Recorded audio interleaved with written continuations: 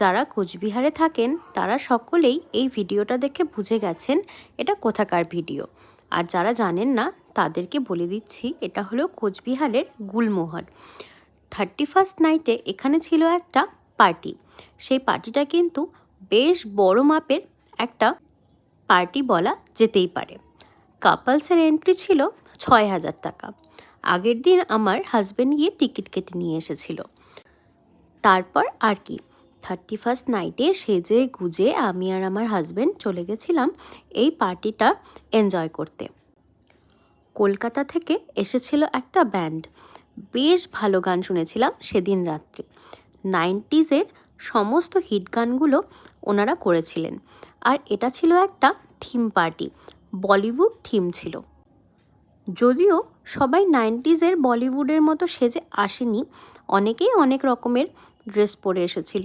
তবে কিছু কিছু নোটিস করেছিলাম যারা একদমই 90s হিরোইনদের মতো সেজে এসেছিল, বেশ সুন্দর লাগছিল। আর এবার আসি খাওয়া দাওয়ার কথায়। খাওয়া দাওয়া কিন্তু এ ক্লাস ছিল, হার্ড ড্রিঙ্ক সফট ড্রিঙ্ক কী ছিল না। খাওয়া দাওয়ার মধ্যে আমরা যদি প্রথমে স্টার্টার থেকে শুরু করি, সেখানে কিন্তু প্রচুর রকমের আইটেমস ছিল। যেরকম কাবাব ছিল 2 রকমের, পাস্তা ছিল 2 রকমের, তারপর ছিল চাউমিন, ক্রিস্পি কর্ন, আরও প্রচুর কিছু। আর মেন কোর্স যদি বলি তাহলে সেখানেও কিন্তু নানান রকমের সম্ভার ছিল। ফ্রাইড রাইস, তারপর ছিল মাটন বিরিয়ানি, তারপর ছিল মাছের কালিয়া, এছাড়াও ছিল চিকেন। আর শেষ পাতে কিন্তু মিষ্টির একদম অভাব ছিল না। 2 রকমের ডেজার্ট ছিল, একটা নর্মাল রসগোল্লা, এছাড়াও ছিল গাজরের হালুয়া। গাজরের হালুয়াটা কিন্তু অসাধারণ ছিল। তবে আমি যদিও খাওয়ার ভিডিওগুলো করতে পারিনি, কারণ সেদিন এত এনজয় করেছিলাম ভিডিওগুলো করতেই ভুলে গেছি।